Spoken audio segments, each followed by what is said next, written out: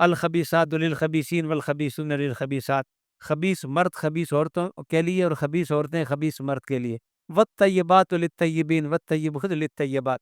فرمایا جو نیچر ہوتی ہے نا، یہ بڑی بندے کو اٹریکٹ کرتی ہے۔ وہ روایت میں نے آپ کو ایک دفعہ بتائی تھی کہ 99 بندے بیٹھے ہوں گے مومن اور ایک ہوگا منافق، ان میں 99 مومن ایک منافق، باہر سے منافق آئے گا تو وہ ان 99 میں سے ادھر ادھر گھومتے گھومتے منافق کے پاس آ کر بیٹھ جائے گا۔ پھر آپ نے فرمایا کہ 99 منافق ہوں گے، ایک مومن ہوگا، باہر سے مومن آئے گا، وہ 99 منافقوں میں سے ادھر ادھر ہوتا ہوا جا کے مومن کے پاس بیٹھ جائے گا۔ جیسے خوشبو نہیں ہوتی، ایمان کی بھی خوشبو ہوتی ہے، اسی طرح نفاق کی بھی بدبو ہوتی ہے۔ تو منافق کے ساتھ کند ہم جنس با ہم جنس پرواز، تو یہ وہ بنیادی چیزیں فرمایا کہ جس کے مزاج میں خباثت ہو، ناپاکی ہو، ان کو پھر وہ خبیث قسم کے لوگ ہی سور کرتے ہیں۔ لیکن اگر مرد کے مزاج میں طہارت و پاکیزگی ہو تو اس کو طہارت والی عورت سوٹ کرتی ہے۔ یہ تو دونوں طرف سے فرمایا کہ یہ مزاج اور طبیعت جیسی نیچر ہوتی ہے، اس طرح کے مجلس، اس طرح کا رشتہ، اس طرح کا تعلق بندے کو اٹریکٹ کرتا ہے۔ اور اگر کبھی کسی غلطی کی وجہ سے کسی دوسرے گروپ میں چلا جائے تو بڑا ذلیل و رسوا کے واپس آتا ہے اور بڑا پریشان ہو کے واپس آتا ہے۔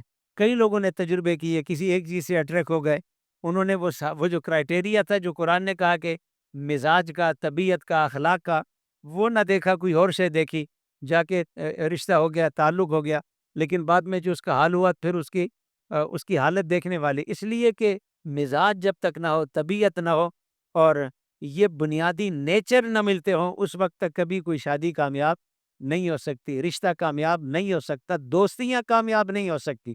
اسی لیے جو لوگ اپنی فیملی ٹرمز کے لیے بھی اپنے مزاج سے ہٹ کر لوگوں کو منتخب کرتے ہیں، بعد میں سوائے ان کے گھروں میں فتنے کے، ان کے گھروں میں فساد کے اور ان کے گھروں میں الجھنے کے کچھ بھی نصیب نہیں ہوتا۔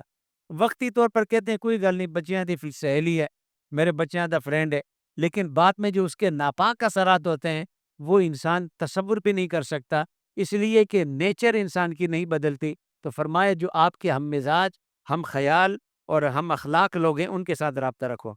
گھروں میں داخلے کے لیے اجازت لینے کا سورہ نور میں ذکر ہے، 3 دفعہ نوک کرنے کا۔ آج کل جو ہے نا، میں نوک کرنے کو اکثر کہتا ہوں، وہ 3 دفعہ نوک کرے جو حدیث مبارکہ میں، تو آج کل بیل ہے تو 3 دفعہ بیل دیں۔